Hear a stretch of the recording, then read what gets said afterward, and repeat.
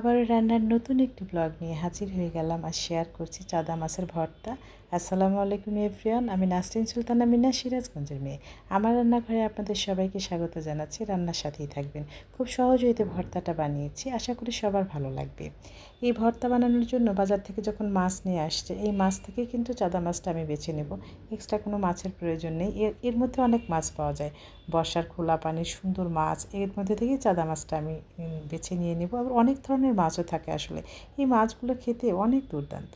তো এই মাছগুলো আমি বেছে নিচ্ছি। তো এইভাবে করে কড়াইয়ে তেল দিয়ে দিলাম, আর চাদা মাছ বেছে ধুয়ে নিয়েছি। পেঁয়াজ রসুন কাঁচামরিচের সাথে দিয়ে হলুদ লবণ দিয়ে দিলাম, একটু লাল মরিচ দিয়ে দিলাম। দুটো দিয়ে উল্টে পাল্টে কিন্তু ভেজে নিতে হবে, মিডিয়াম আঁচে ভাজতে হবে।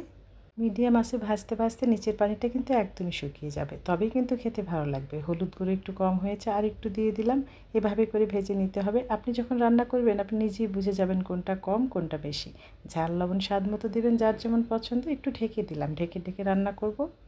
এভাবে করে ঢেকে রান্না করলে খুব তাড়াতাড়ি হয়ে যায়। যখন আমি ঢাকনাটা খুললাম, কী যে মিষ্টি ফ্লেভার, মনে হচ্ছিলো এমনিই খেয়ে নিই, ভর্তা বানানোর কী দরকার, এত ভালো হয়েছে।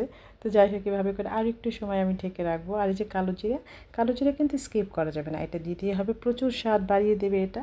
এভাবে করে একটু স্পেসটা বাড়িয়ে নিলাম। তারপরে এই তেলে কালো জিরাটা ভেজে নেব। অল্প আছে কালো জিরা, কিন্তু অল্প আছে, না ভাজলে পুড়ে গেলে তেতো হয়ে যাবে। এখন সব কিছুর সঙ্গে মিশিয়ে দিলাম, হয়ে গিয়েছে ভাজা। এখন জাস্ট একটা সার্ভিং প্লেটে ঢেলে দেবো, ঠান্ডা হওয়ার জন্য ওয়েট করব। তারপরে এটা পাটায় পিষে নিতে হবে। এই ভর্তাটা বানালে কী যে ভালো লাগে, আমি কিন্তু মাঝে মাঝে এই ভর্তাটা করে নিই, আমার কাছে একেবারে অসাধারণ লাগে। এটা বানানো আপনি ব্লেন্ডারে করতে পারেন, তবে আমার পাটায় পিষতে বেশি ভালো লাগে, সেই জন্যই কিন্তু পাটায় পিষে ভর্তা বানাচ্ছি।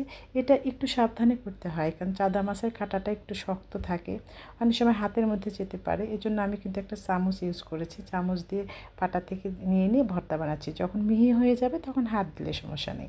তারপরে খুব সাবধানতা অবলম্বন করতে হবে। লবণ দেবেন, ঝাল লবণ স্বাদ মতো, যার যেমন পছন্দ। আমি একটু ঝাল ঝাল পছন্দ করি, সেভাবে করেই কিন্তু করে নিলাম। খুব সাবধানেই করছি যেন হাতে না লাগে।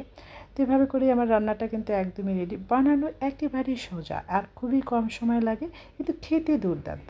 এই জন্য এটা বেশি ভালো লাগে। একদমই রেডি। এই যে সার্ভিং বাটিতে দিয়ে দিলাম, দেখুন কতটা ভালো হয়েছে। এটা গরম ভাতে অসাধারণ লাগবে, কিচ্ছু বলার নেই। আমি কথা দিলাম, আপনারা খেয়ে দেখবেন, লাইক কমেন্টস করে জানাবেন যে কেমন হয়েছে। এটা ভালো না লেগে পারেই না, এত মজার। তো এভাবে করেই কিন্তু আমার ভাতটাও রেডি করে নিলাম। ভর্তা ভাত সবসময় ভালো লাগে গরম ভাতে, কিন্তু চাদা ভর্তাও অতুলনীয়। এভাবে করে নিয়ে নিচ্ছি। আর কাঁচামরিচ তো ভিটামিন সি, আপনারাও খাবেন, এটা স্বাস্থ্যের জন্য খুবই ভালো। আর আমার তো অনেক পছন্দ। আমার এরকম সহজ সুন্দর খাবার যদি ভালো লাগে, বেশ ফলো করতে পারেন। আজ বিদায় নিচ্ছি। সবাই সুস্থ থাকবেন, ভালো থাকবেন, আমার পরিবারের জন্য দোয়া করবেন। সামনে অনেক সহজ সুন্দর ভিডিও নিয়ে আবারও হাজির হয়ে যাব। সে পর্যন্ত সবাই সুস্থ থাকুন, ভালো থাকুন, আমার ভিডিওর সাথেই থাকুন। আপনাদের সবার অনুপ্রেরণা আমার কাজের উৎসাহ। ভালো থাকবেন।